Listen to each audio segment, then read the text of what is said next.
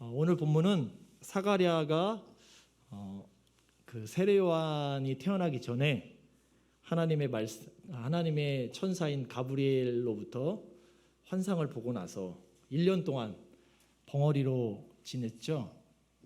그렇게 벙어리로 지내다가 갑자기 이제 요한의 이름을 이렇게 적으려고 할 때, 요한의 이름을 서판에 적을 때 1년 동안 하지 못했던 말이 갑자기 풀리고서 그 다음에 이제 말을 하기 시작한 다음에 첫 마디가 바로 오늘 본문 읽었던 말씀 67절에 사가랴가 성령의 충만함을 입어서 찬송시로 예언을 했던 내용이 오늘 읽었던 본문의 말씀입니다. 오늘 본문은 사가랴가 자기의 생각이나 자기의 뜻대로 막 했던 말이 아니고요. 성령의 충만함, 즉 하나님의 영에 이끌려서 하나님을 찬양하고 하나님이 이스라엘 백성, 자기 백성을 위해서 하신 모든 일들, 그리고 그것을 이루시는 신실하신 하나님에 대한 놀라운 섭리의 사건들을 잘 요약하며 구원의 메시지가 담겨있는 거룩한 찬송시를 한 것입니다. 첫 번째로 오늘 이 말씀을 통해서 우리가 좀 생각해 볼 것은, 오늘 제목은 주의 길을 예비하는 자의 삶입니다. 첫 번째로 우리가 좀 볼 것은 어디로 넘겨야 할까요? 없네요. 첫 번째로 볼 것은 하나님의 긍휼과 신실하신 주의 약속을 붙들어야, 그래야 우리가 오늘 제목처럼 주의 길을 예비하는 삶을 살 수 있는 것입니다. 오늘 본문 말씀에 보면 72절 말씀 제가 읽어드리겠습니다. 우리 조상을 긍휼히 여기시고 그 거룩한 언약을 기억하셨으니, 73절 곧 우리 조상 아브라함에게 맹세하신 맹세라. 78절 넘어가겠습니다. 이는 우리 하나님의 긍휼을 인함이라. 이로써 돋는 해가 위로부터 우리에게 임하며.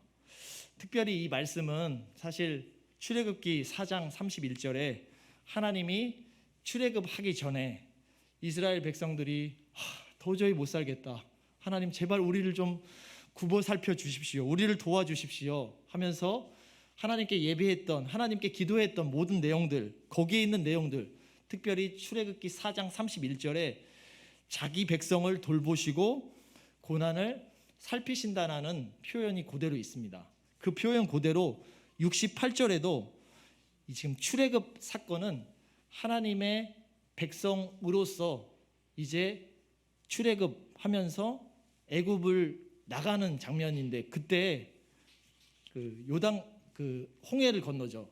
홍해를 건너는 것을 우리는 구원으로 보는데, 그 출애굽 사건과 동일하게 68절에서도 이런 내용이 나옵니다. 하나님이여 그 백성을 돌아보사 속량하시며. 하나님께서 이 사건을 사가랴의 입으로 표현하시기를 동일하게 출애굽 사건과 비슷한 느낌, 그 분위기로 그대로 끌고 가시는데, 출애굽했을 때 애굽에서 너희가 빠져나왔다면 이번에도 그 출애굽 사건과 같이 광야에서 시작할 것이다. 광야에서 너희들의 실제 구원, 새로운 출애굽이 실제 이루어질 것이다. 그것을 보여주는 말씀이라고 학자들이 이야기합니다. 이 출애굽 사건은 구원받은 사건으로 저희가 이제 성경에서는 이야기하는데, 오늘 특별히 아까 읽었던 72절, 73절 그리고 78절에서는 하나님의 긍휼이 나오고 그리고 하나님의 언약이 나옵니다. 여러분, 언약에 대해서 혹시 잘 알고 계십니까? 저희들이 언약에 대해서 많이 들었죠? 처음에 우리가 어떤 언약이 있었죠? 창세기에 가죽옷을 하나님이 약속하시는 장면이 나옵니다. 하나님이 가죽옷을 이렇게 만드셔서 사람을 살리셨죠. 하나님의 형상인 아담과 하와를 하나님이 사랑하셔서 살리시려고. 중요한 메시지가 여기에 있습니다. 우리가 언약 그러면은 하나님과 사람과의 약속이다 이렇게 생각을 하는데 그래서 너무 귀하고 소중하다. 근데 그 언약을 왜 하냐는 거예요. 언약이 왜 필요하냐는 거예요. 우리 삶에서 언약이 무슨 의미가 있냐는 겁니다. 언약에 무슨 뜻이 담겨 있냐는 거예요. 그 뜻은 간단합니다. 하나님, 내가 너희를 사랑한다. 내가 너희를 사랑해서 너희를 살리고 싶다. 내가 너희를 구하지 않으면 내 마음이 불타서 견딜 수가 없다. 이게 언약에 담겨져 있는 핵심 내용이에요. 언약을 따라 살고 언약대로 살고 어떻게 사는 건데요 도대체? 언약대로 뭘 따라가는 건데요? 약속의 말씀을 따라가면 되는 건가? 간단합니다. 하나님이 우리를 향하신 그 핵심 마음을 깨닫고 그 말씀에 순종하는 겁니다. 그래서 첫 번째 아담의 언약, 가죽옷의 언약이 있었고요. 그 다음에는 어떻게 넘어갑니까? 하나님이 노아에게 언약을 베푸십니다. 그것도 똑같아요. 왜 언약을 베푸실까? 노아 8명, 노아 하나님의 말씀에 순종하고 따르는 그 8명은 하나님이 반드시 살리고 싶으신 거예요. 너 나랑 언약하자. 너 내 약속 꼭 붙들고 따라라. 이거예요. 그래서 결국은 노아가 하나님의 말씀에 순종하고 방주를 짓죠. 그리고 노아만 살아납니다. 그때 하나님께서 노아를 살리시고자 하는 그 사랑의 마음이 드러나고 하나님의 신실하심이 드러나는 것입니다. 노아의 언약이 지나서 아브라함의 언약으로 넘어가면 아브라함이 뭘 잘했나요, 여러분? 아브라함이 뭘 했습니까? 아브라함이 잘한 거 딱 하나 있어요. 하나님의 말씀에 순종한 거예요. 하나님의 말씀을 했을 때 그 말씀을 믿은 거예요. 믿는 거 그거 그까짓 거 누가 못해 이렇게 말할 수 있죠. 근데 그렇게 생각보다 쉬운 건 아니에요. 보이지 않는 하나님, 그분과 상대하면서 믿음의 관계를 가지는 것은 쉽진 않습니다. 하지만 그 믿음의 관계는 인간으로서 하나님의 형상으로서 우리가 하나님의 형상을 잘 배웠습니다. 하나님의 형상에는 기본 3가지 특징이 있는데 제자훈련에 하도 많이 해가지고 다 아시죠? 여기는 다 리더급이라 다 아실 건데 하나님의 형상은 하나님과 관계하기 위해서 하나님이 우리에게 주신 큰 선물입니다. 하나님과 관계하는 것이 얼마나 중요한지. 그리고 하나님의 형상을 가진 인간은 무슨 일을 베풀죠? 세상을 다스리고 정복하고 하나님의 능력을 청지기로서 감당할 수 있는 능력 그 이상의 것들을 하고 있습니다. 하지만 네가 왕이냐 했을 때 나는 하나님을 드러내는 존재다. 왜냐하면 나는 하나님의 형상이니까. 거울이에요, 거울. 하나님이 비추시면 내가 하나님을 드러내는 존재예요. 그래서 하나님의 형상인 겁니다. 여러분 다 이렇게 제자훈련 배우셨죠? 아멘. 아멘. 네. 그래서 오늘 말씀은 이런 언약을 신실하게 지키는 이 사가랴가 주님을 찬양하고 사가랴가 지금 앞으로 하나님이 일어날 일들을 지금 예언을 통해서 성령의 충만함으로 말을 하는데 그 말의 핵심, 제일로 중요한 게 뭐냐면 이렇게 해서 어떻게 하겠다는 거냐는 거죠. 왜 이 찬양을 왜 하나는 거죠? 주의 길을 예비하기 위해서. 내가 지금 나의 그 후손으로 태어난 이 요한, 너가 주의 길을 예비하는 자다. 그러면서 쭉 그 찬송시에 하나님이 하신 언약의 일들을 생생하게 기억할 수 있도록 찬송시로 지금 올려드리는 거예요. 그러면서 찬송시를 하면서 그 찬송시에 담겨져 있는 하나님의 궁유를 얘기합니다. 오늘 이 찬송시에 나와 있는 것 중에 제일로 많이 나오는 단어들이 있습니다. 구원 2번 이상 다 나오는 단어예요. 궁율, 하나님의 궁율, 하나님의 멀시, 하나님이 우리를 아주 불쌍하게 여기시는 사랑의 마음, 이것도 강조가 돼요. 2번 이상 나와요. 구원이란 단어 계속해서 강조됩니다. 오늘 이 본문에서. 그래서 제가 그 중요하게 강조되는 말씀을 토대로 이렇게 말씀을 드리는 겁니다. 오늘 이 사가랴가 하나님의 말씀에 붙들려서 하나님의 그 언약을 그리고 그 신실하신 그 주님의 긍휼하심을 붙잡고 가야만 우리는 주님이 원하시는 길을 예비하는 자로서 세례 요한과 같은 삶을 살 수 있다는 것입니다. 아브라함 지나고요. 계속해서 그 언약은 다윗까지 이어갑니다. 이 언약은 하나님이 그 백성을 신실하게 계속해서 끊임없이 사랑하신다는 중요한 약속입니다. 그렇기 때문에 그 약속의 말씀을 붙드는 겁니다. 여러분, 약속하고 돈하고 뭐가 좋습니까? 약속은 그냥 이렇게 하고 사라지잖아요. 인간의 부족함과 연약함이 있으니까. 그런데 하나님의 언약은 달라요. 하나님의 언약은요, 돈보다 훨씬 중요해요. 왜냐하면 그분이 우리 인간처럼 신실하지 않으면 상관이 없는데, 그분은 처음부터 끝까지 영원토록 변함없으신 신실하신 우리의 주가 되심을 믿습니다. 그렇기 때문에 우리는 우리가 지금 당장 필요한 돈보다도 더 중요한 게 신실하신 우리를 향한 변함없으신 마음을 가지고 있으신 그 하나님의 언약의 말씀을 붙드는 게 훨씬 중요해요. 예전에 어떤 선교사님이 이런 예를 들었습니다. 수십조가 가지고 있는 백작 부인 내외, 그리고 아들 한 명이 있었어요. 건강이 좋지 않았습니다. 아내는 하나밖에 없는 아들을 남겨두고 떠나가는 시점이 되니까 너무 마음이 아팠어요. 병이 걸려서 이 죽기 일보 직전인데 아들에게 한마디도 못하고 죽었어요. 아들은 5살 그 정도 나이에 엄마를 잃은 슬픔이 엄마를 잃은 슬픔 때문에 견딜 수 없었지만 살아남아야 될 앞으로의 인생이 더 많기 때문에 계속해서 아빠랑 열심히 살고 있었는데 이게 웬일입니까? 아빠도 어느 날 아내를 그리워하다가 죽고 말았습니다. 수십조의 재산을 가진 이 백작에게 남아있는 사람은 오직 그 아들 한 명. 근데 이 아들 어떻게 됐을까요? 아들도 병에 걸려서 죽었습니다.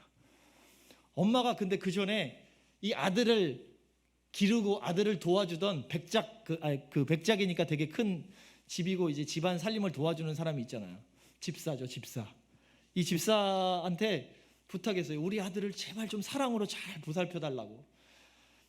그래서 이 집사는 그 아들을 이제 사랑으로 잘 보살펴 줬습니다. 그 약속을 믿고 신실하게. 그러고 났는데 이제 가족이 뭐 1년 안에 다 이렇게 죽어가지고 이 재산이 이게 처리가 안 되는 거예요. 이게 유언장이 있으면 좋은데 유언장이 발견이 안 되는 거예요. 계속해서. 그래서 이 모든 물건들을 경매에 막 붙이고 있었습니다.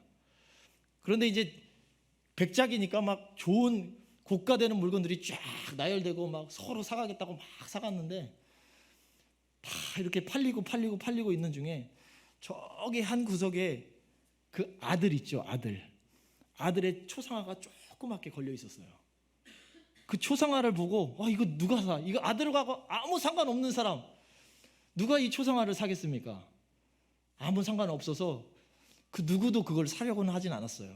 그때 그 집사가 오직 유일하게 이 아들을 돌보고 사랑으로 이 아들을 이렇게 양육했던 그 집사, 오직 그 사람 한 사람만 헐값에 그 그림, 그 초상화를 샀다고 합니다. 그래서 초상화를 사고 집에 딱 걸어두고 아이고 우리 도련님, 아이고 정말 너무 보고 싶습니다 하고 있는데 어느 날 지진이 나서 그 초상화가 뚝 떨어졌는데 초상화 뒤에 유언장이 있었습니다. 그것의 주인공이 내가 되고 싶지 않나요? 저는 그 얘기 듣자마자 나도 초상화 살 수 있는데 그런 마음이 많이 들더라고요. 초상화에 뭐라고 써 있냐면 아마도 내 집안에 값 나가는 모든 물건들은 부자들이 와서 다 사갈 거다. 그런데 내가 가장 사랑하는 우리 아들을, 내가 가장 좋아하는 우리 아들을 관심 가지고 사랑해 줄 수 있는 사람은 아마도 이 초상화를 살 것이다. 그러면 그 모든 나의 재산을 그 초상화를 산 사람에게 맡깁니다. 할렐루야. 아주 내가 주인공이 막 되고 싶어요. 듣자마자. 여러분, 약속이라는 거를요, 잘 생각해 보셔야 돼요. 약속을 신실한 사람과 하는 약속은요, 천만금보다 더 귀해요. 우리가 잘 마음을 몰라서 그러는데 하나님은 처음부터 지금까지 영원히 신실하신 분이에요. 그분과 나와의 약속이 있다. 그럼 그거는 무조건 지키고 따라야 됩니다. 그래서 여러분 90년대 1900년도에 이 선교사님들이 우리 땅에 선교하기 위해서 복음을 전하기 위해서 많이 들어왔잖아요. 그 사람들이 뭘 가지고 들어왔는지 아세요 혹시? 그 사람들이 되게 그 나라, 미국이든 영국이든 큰 나라에서 이 땅에 들어올 때는 정말 지식도 많았고 정말 엘리트였어요. 부자였어요. 그런데 그 모든 것을 다 버리고 진짜 우리 땅에 복음을 전하러 들어왔을 때 가장 중요하게 여겼던 게 뭐냐면 언약의 말씀이에요.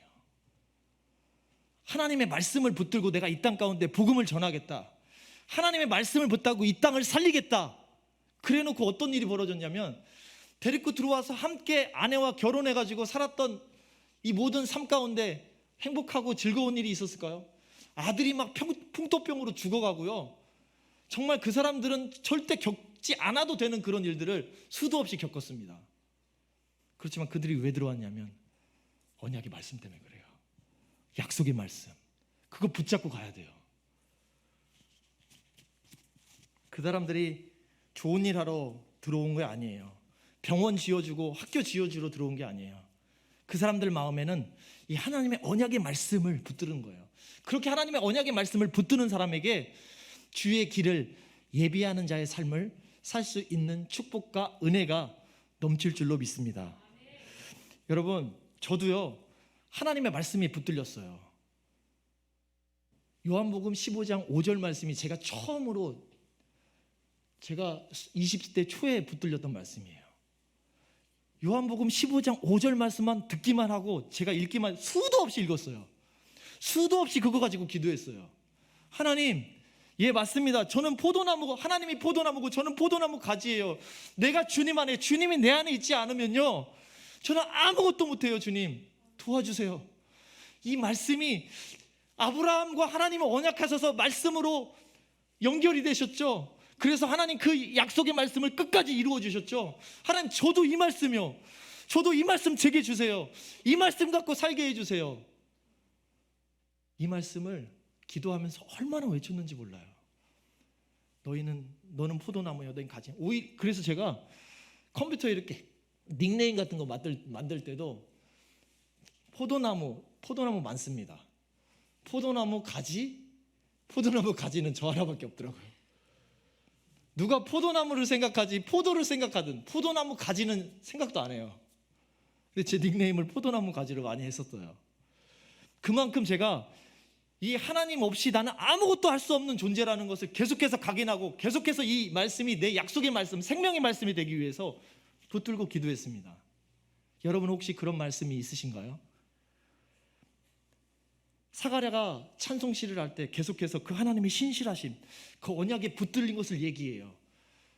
누군가 나중에 하나님의 찬송시를 다 자기의 삶 가운데 외칠 때 여러분의 놀라운 하나님과의 그 언약을 붙든 삶의 그 역사가 그 사람의 입을 통해 나올 수가 있습니다. 동일하게 그런 삶의 주인공 되고 싶지 않습니까, 여러분? 저희 딸 시온이도요, 학교를 가려고 했는데 그냥 초등학교 그냥 보내면 됐어요. 그런데 기도하고 결정하라고 했어요. 너 정말 선교사 되고 싶은 거 맞냐? 너 진짜 선교사 학교 가고 싶냐? 그냥 일반 학교 못 배운다. 그러면 약속의 말씀을 받아라. 그 학교가 그래요. 사실 그걸 요구하거든요. 너 약속의 말씀을 받아서 정확하게 그 말씀이, 네가 그 말씀이 네 삶을 다 던져서 생명보다 귀하게 여기면, 그 말씀을 들고 생명보다 귀하게 생각한다고 하면, 그래, 네가 원하는 이 약속의 말씀대로 하나님이 반드시 이루어 주실 것이다. 사람들이 잘 모르는 게 있어요. 그때 받았던 우리 시온이의 말씀은 로마서 말씀이었는데 복음에는 하나님의 의가 나타나서 믿음에서 믿음에 이르게 하나니 기록된 바 오직 의인은 믿음으로 말미암아 살리라 함과 같으니라. 이 말씀 있잖아요. 복음을 부끄러워하지 않는 삶. 하나님, 제가 어딜 가든지요, 뭘 하든지요, 내가 복음을 부끄러워하지 않는 삶을 살겠습니다. 저는 너 어떻게 그걸 찾았냐, 어떻게 또 그거를 봤냐, 너무 신기하더라고요. 근데 그 약속의 말씀을 붙들고 이제 기도를 시켜요. 그 약속의 말씀을 붙들고 그 말씀대로 살기 위해서 자기 인생을 거기다 삶을 걸어보라고 한번. 하나님이 신실하게 너의 삶을 처음부터 끝까지 아브라함을 이끄신 것처럼, 모세를 이끈 것처럼 네 인생을 그렇게 이끌 건지를 한번 확인하라는 거예요. 기도를 통해서, 말씀을 통해서. 여러분, 그렇게 내 생명을 걸 만한 주님의 말씀이 있습니까? 저는요, 저번에 그 하나님 그 시포라 얘기 우리 한 목사님 해주셨는데, 시포라 얘기 듣자마자 이 말씀 내 말씀이야 하고 엄청 기도했어요. 와, 이 시포라, 그래, 모세 그 애굽의 바로의 왕은 이름도 기억 안 나는데, 시포라는 산부인과 간호조무사 정도? 하나님은 이 이름을 평생에, 아니 인류 역사 모든 인생에 대해서 열어두셨다. 모두 다 이 이름을 알게 하셨다. 하나님, 저도요 이런 인생 살고 싶어요. 하나님, 저도 이런 삶 살고 싶어요. 하나님, 도와주세요. 이 약속의 말씀을 붙들어서 내 생명과 견주어서 생명처럼 여기고 기도하면서 한번 그렇게 해보실 마음 있으십니까? 우리 바이샘의 모든 성도님들이 주의 말씀, 그 언약의 말씀을 붙들고 그 말씀대로 신실하신 하나님이 이끄시는 것을 경험하는 저와 여러분 되시기를 주님의 이름으로 축복합니다. 현금이 중요한 게 아닙니다. 약속의 말씀이 찾아오면 우리는 붙들어야 돼요. 어떤 사람 그렇게 말하는 사람이 있어요. 하나님이 저한테 안 찾아오셨는데요? 하나님이 저한테 아브라함처럼 와갖고 얘기 안 하셨는데요? 오지도 않았는데 어떻게 그게 약속의 말씀으로 받아요? 아니에요. 여러분, 계속해서요, 하나님이 설교자를 통해서, 아니면 자기가 말씀을 읽다가, 아니면 주변 사람을 통해서 하나님의 말씀들을 계속 들려주세요.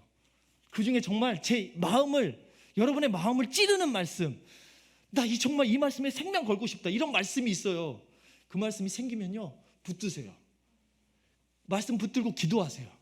계속해서 그 말씀이 내 삶 가운데 선포되도록, 그때 비전이 생기고, 그때 우리의 영안이 열리고, 우리의 모든 삶이 주님 안에서 정말 크게 확장될 줄로 믿습니다.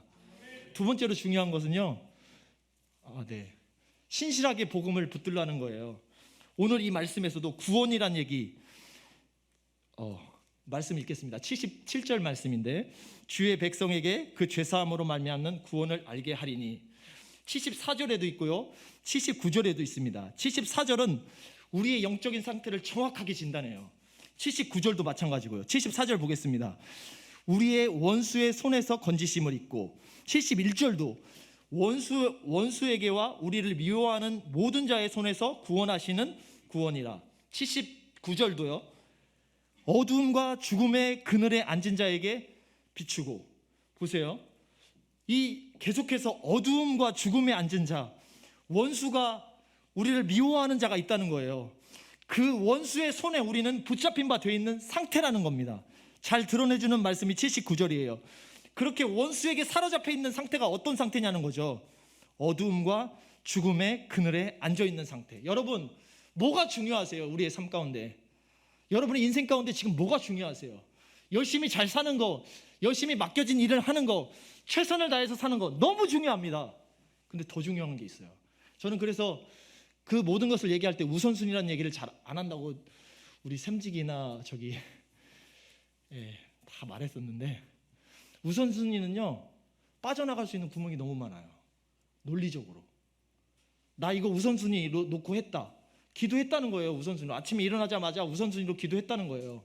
그거랑 나는 하나님을 내 마음의 중심에 뒀다는 건 조금 달라요. 우선순위로 뒀다라는 것은 했으면 그냥 끝이에요. 근데 마음의 중심에 뒀다, 이게 내 삶이다, 이게 내 삶의 중심이다 라고 했을 때는 내 전부를 걸 수 있는, 내 전부를 걸지 않고는 안 되는. 복음은 그런 거예요, 여러분. 복음은요, 그냥 우선순위 정도만 아니에요. 우선순위 굳이 말하면 영순위예요, 영순위. 최우선 1순위가 아니고요, 영순위예요. 굳이 우선순위로 말하자면. 복음은요, 우리 삶의 핵심입니다. 우리의 죄의 상태를 아주 그냥 자세하게 들여다볼 수 있는 게 오늘 이 말씀이에요. 원수에게서와 우리를 미워하는 자가 있다는 거예요. 우리 원수가 있다라는 겁니다. 우리를 꽉 잡고 있다는 거예요. 그게 뭡니까? 죄예요. 사망입니다. 사단의 권세예요.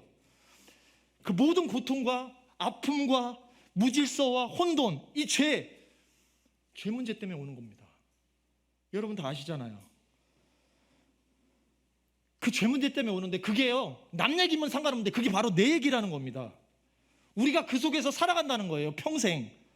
그래서 바울이 이렇게 얘기했죠. 오라 나는 공고한 자로다. 누가 이 사망의 몸에서 나를 건져낼 수 있을까? 이 말처럼 우리의 삶은 너무 공고해요. 죄 때문에 질병, 아픔, 고통, 우리 삶을 한 번만 되돌아보면 해결 안 되는 문제가 수두룩히 쌓여 있습니다. 이 문제를요, 과학이 풀어줍니까? 정치가 이걸 해결해 준다고요? 경제적인 능력이 이런 걸 다 해결해 줍니까? 사람들이 환상을 가지고 있습니다. 마치 내 죄 문제를요, 정치가 해결해 주고 경제가 해결해 주고 과학이 이 문제를 해결해 줄 걸로 착각해요. 아니라고는 얘기하는데, 아니란 건 내 머릿속으로 알고 있는데, 우리는요 계속해서 이 문제를 과학으로, 정치로, 경제로 풀 수 있다고 얘기합니다. 이것이 바로 거짓이에요. 그래서 세상에 나가면요 분별해야 돼요. 이런 거짓들로 가득합니다.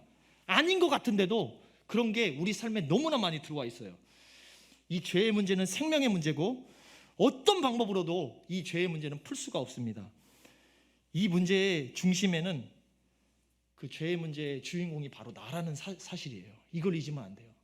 다른 사람이 아닌 내 문제예요. 절대로 해결이 안 돼요.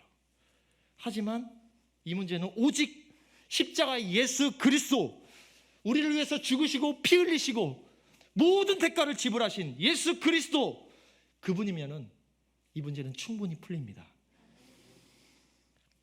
하나님께서는 죄인인 나를 위해서 이 땅에서 나를 구원하시기 위해서, 나를 속량하시기 위해서 나 대신해서 예수 그리스도를 보내주셨습니다. 여러분, 이 간단한 메시지인데요, 이 간단한 메시지는요 매일 끄집어내서 봐야 돼요. 매일 끄집어내서 나의 존재와 나의 정체성을 다시 한번 확인해야 됩니다. 내가 어떤 존재인지, 죄에서 구원받은 내가 어떤 존재인지. 이것만 해도 사실은 너무 길어져가지고, 이 또 예수님 묵상 나오면 너무 길어져요. 너무 막 떨리고 막 계속 하고 싶어요. 다 아는데도 막 계속해도, 제가 계속 하는데도 저도 즐거워요. 막 그래가지고 길게 안 하고 여기서 딱 자르고. 어쨌든 우리는요 다 뻔뻔한 죄인이에요. 그리고 비교하면서 계속해서 네가 더 낫다, 내가 더 낫다 이렇게 비교하는 죄인이에요. 그래서 우린 겸손한 죄인으로 내려가서 오직 그 예수님을 구해야 합니다. 날마다 끄집어내세요. 거기서 내 정체성이 나와요. 이런 나를 주님이 구원하셨다. 이런 나를 예수님이 가치로 나를 살리셨다. 너무 중요합니다. 이거보다 더 강한 메시지는 이 세상에 없어요. 겸손히 자기를 복음 안에서 드러내는 여러분 되시기를 주님의 이름으로 축복합니다. 예수님 믿으면요 부자 되나요? 예수님 믿으면 성공합니까? 예수님 믿으면 병에 안 걸리고, 그 다음에 예수님 믿으면 가난하지도 않고 실패하지도 않고 그럽니까? 우리 그 구약 교수님 중에 한 분이 이런 얘기 하셨어요. 혹시 신구약 다 찾아가지고 성공이란 단어를 찾으면 내가 떡볶이 사줄게. 그 얘기는 찾으나 마나 없다는 거죠. 근데 한국어 단어로 성공이란 단어는 있어요. 근데 그게 어떤 뜻으로 쓰였냐면 다 완결되다, 이루어지다라는 뜻이 써 있고 성공이라는 단어는 없습니다, 성경에. 그처럼 왜 그렇게 흔한 단어인 성경에 성공이란 단어가 없을까? 그걸 한번 고민해 보셔야 돼요. 복음은요 우리를 성공하기 위해서 예수 믿게 한 게 아니에요. 세상에서 공부하고 세상에서 성공하고 부자 되고 잘 된다고 할지라도, 아무리 똑똑한다고 할지라도 죄의 문제는 아무도 해결 못합니다. 그런 삶은 해결이 안 되기 때문에 절대 만족이 없습니다. 만족이 없어서 하나님으로 채워져야 할 이 공간이 하나님으로 안 채워지고 계속해서 거짓으로, 계속해서 내가 채우고 싶은 것들로 계속 채우게 돼요. 그러니까 감사가 안 나옵니다. 삶의 진정한 기쁨과 행복을 맛볼 수가 없습니다. 그 복음에 붙들려야 합니다. 복음에 붙들려야 주의 길을 예비하는 자로서 세례요한 같은 삶을 살 수 있어요. 목사님, 저 세례요한 같이 살기 싫어요. 세례요한 얼마나 거지 같아요. 맞습니다. 거지 같습니다. 진짜 거지 같아요. 제가 이제 마지막 거 보여줄게요. 우리는 세상과 떨어져서 광야에서 주님께만 붙들린 바 되어야 합니다. 80절 말씀에 보니까 아이가 자라며 심령이 강하여지며 이스라엘에게 나타나는 날까지 빈들에 있으니라. 이 팔레스틴 지역이 얼마나 덥습니까, 여러분? 여름이 아니더라도 그 한낮은 아주 그냥 살인적인 더위예요. 밤은 그 추위 때문에 견딜 수가 없습니다. 반대로 이 힘든 생활을 광야에서 세례 요한은 학자들마다 조금씩 의견이 다른데 언제부터 가 있었는지 몰라요. 광야에는요, 사막 같은 지역이에요. 정말 들짐승의 울음소리밖에 들리지가 않고요. 여러분, 이런 학자도 있어요. 원래 이 레위인은요, 첫째 아들, 특별히 첫째 아들, 그리고 이 사가랴가 첫째 아들이었기 때문에 이 사가랴의 첫째 아들인 이 세례 요한은 뭘 해야 되냐면 제사장 직무를 감당해야 돼요. 근데 레위기에 나와요. 제사장 직무를 감당 안 해도 되는 사람이 있어요. 누굴까요? 남성의 생식기 고환이 문제가 있는 사람. 이런 사람은 안 해도 돼요. 여러분, 세례 요한이 모르겠어요. 왜 광야에 그냥 나가게 됐는지. 세례 요한이 원래는요, 뭘 해야 되냐면 하나님의 이 직무, 아주 중요한 일이에요. 레위인으로서는 자기 생명을 걸고 해야 되는 그 일이에요. 근데 그 일에 들어가지 않고 세례 요한은 나왔어요. 광야에서 살았어요. 여러분 아들이 혹시 아버지, 저 이제 주님께 응답받았습니다. 주의 말씀에 붙들림 바 됐어요. 저 이제 아버지를 떠나려 합니다. 그러면서 광야 같은 거지 생활을 한다고 생각해 보세요. 뭐가 음식입니까? 메뚜기와 석총이 음식입니다. 가죽띠를 띠고 그렇게 살았습니다. 그런 삶을 허락하시겠습니까? 아버지라면 저 같으면은 정말 허락을 못 하겠어요. 그런데 사가랴는요, 오늘 찬송하리로다 하면서 찬송했다는 얘기예요. 주의 길을 앞서서 예비하는 자의 삶이기 때문에 내 아들을, 마음은 힘들었을 것 같아요. 얼마나 그 길이 어려웠는지 힘든지 사가랴가 다 알지는 못했을 거라고 생각이 듭니다. 학자도 그런 얘기는 하진 않아요. 그런데 어느 정도 이 예언을 통해서 사가랴가 유추는 했을 것 같아요. 왜 그러냐면 또 그 당시에 무너져 있는 이 레위인들의 모든 삶, 이스라엘에 무너져 있는 모든 삶 보세요.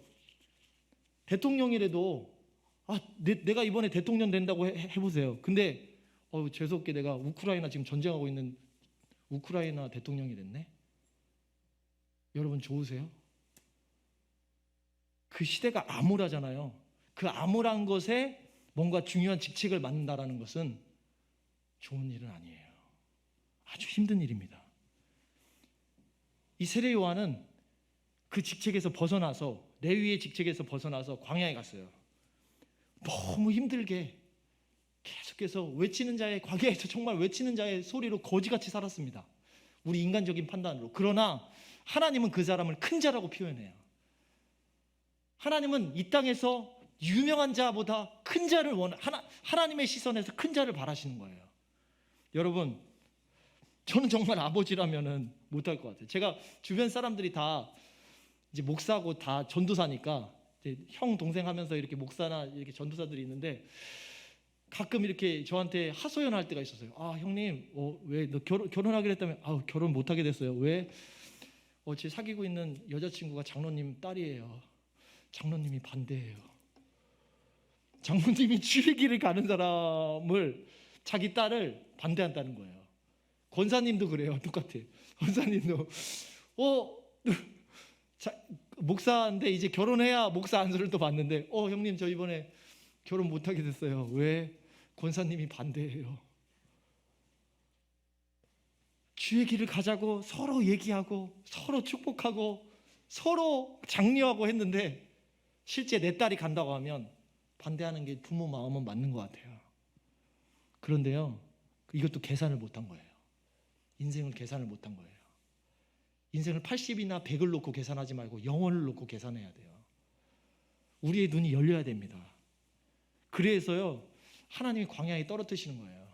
우리의 눈이 계속해서 세상에 집중하기 때문에 광야에서 볼 수 있는 것은 학자들마다 다 얘기가 다르지만 광야에서 세례 요한은 하나님 말씀을 봤다고 나와요. 유일한 친구가 있었는데 광야에 짐승들의 울음소리와 하나님의 말씀밖에 없었어요. 독대하면서 날마다 밤이고 낮이고 하나님의 말씀을 듣고 읽으면서 하나님과 친해졌어요. 그래서 무슨 일이 벌어지느냐, 여러분 나중에요 그 세례 요한이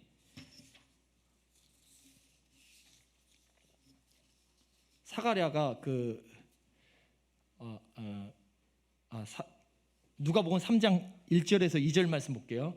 디베라 가이사 위에 있은지 15해 곧 본디오 빌라도가 유대의 총독으로 헤롯이 갈릴리의 분봉왕으로 그 동생 빌립이 이두레와 드라고니 지방의 분봉왕으로 루사니아가 아빌레라의 분봉왕으로 안나스와 가야바가 대제사장으로 있을 때에 하나님의 말씀이 빈들의 사가랴의 아들 요한에게 임한지라. 저는요 여러분 이 말씀을 보자마자 깜짝 놀랐어요. 왜 그랬냐면 보세요, 디베라 가이사가 있었어요. 거기에 하나님의 말씀이 있었습니까? 없었죠. 본디오 빌라도가 유대 총독이에요. 다 다스리는 것 같아요. 거기에 하나님 말씀이 있었습니까? 헤롯이 갈릴리의 분봉왕이었어요. 거기에 하나님 말씀이 있었습니까? 그 동생 빌립이 이드레와 드라고니를 다스리고 있었습니다. 루시나와 아빌레라의 분봉왕으로 이렇게 계속해서 다 다스리고 있었어요. 거기에 하나님 말씀이 없었어요. 그런데요, 봐봐요, 희한한 건 안나스와 가야바가 대제사장으로 있을 때 대제사장이었던 안나스와 가야바에게도 하나님의 말씀이 임하지가 않았습니다. 그런데 그렇게 있을 때에 하나님의 말씀이 어디에 임했냐? 빈들의 사가랴의 아들 요한에게 임한지라. 여러분 지금 어디 계세요? 여러분 마음속에 혹시 찬송이 그치셨습니까? 이런저런 이유 때문에 실패와 경제적인 어려움, 몸의 질병, 그래서 찬송을 버리고 불평하거나 혹시 우울해하지는 않습니까? 근데 여러분 절대 잊어서는 안 되는 게 있습니다. 주님의 말씀이 우리에게 임합니다. 주님의 말씀이 우리에게 임합니다. 가난하지만요 우리가 구원받았습니다. 구원받은 게 그거 뭐 대수라고. 여러분 구원받은 것보다 더 큰 축복은 없어요. 하나님의 말씀이 나한테 임한 것보다 더 큰 능력은 없습니다. 이런 삶을 우리 바이센 모든 분들이 사시기를 주님의 이름으로 축복합니다.